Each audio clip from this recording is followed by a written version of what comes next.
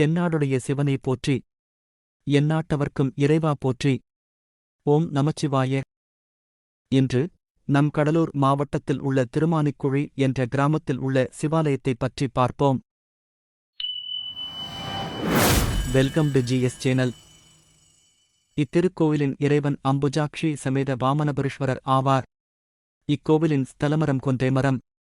தீர்த்தம் ஸ்வேத தீர்த்தம், கெடில நதி.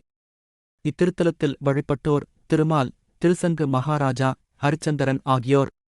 இத்தலம் திருஞான சம்பந்தரால் பாடல் பெற்ற தலம்.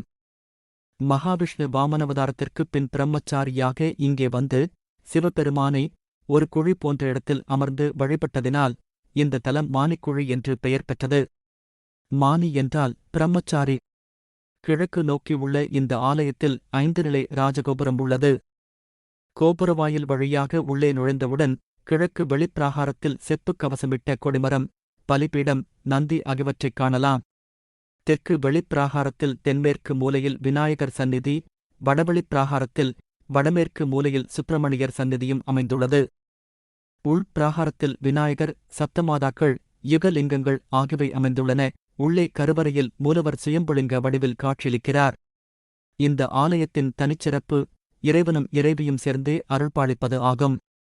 ஆகையால் மூலவர் சந்நிதி எப்பொழுதும் திரையால் மூடப்பட்டிருக்கும். தீப ஆராதனையின் போது மட்டுமே மூலவரை தரிசிக்க முடியும். இத்தல முருகப்பெருமானை அருங்கிரநாதர் தனது திருப்புகழில் பாடியுள்ளார்.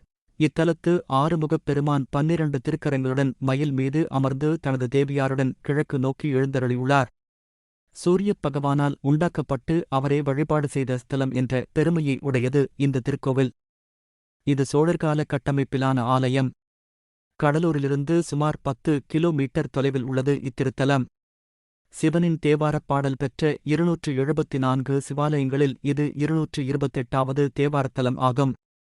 மேலும் தமிழகத்தில் மலையின் மீது 2வது தீபம் ஏற்றக்கூடிய திருத்தலம், திருவண்ணாமலைக்கு ஈடான சிவத்தலம்.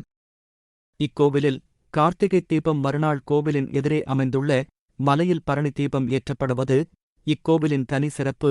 தென்னாடுடைய சிவனை போற்றி, எந்நாட்டவர்க்கும் இறைவா போற்றி. ஓம் நமச்சிவாய. இந்த பதிவு பிடித்திருந்தால் லைக் அண்ட் ஷேர் மற்றும் சப்ஸ்கிரைப் செய்யவும்.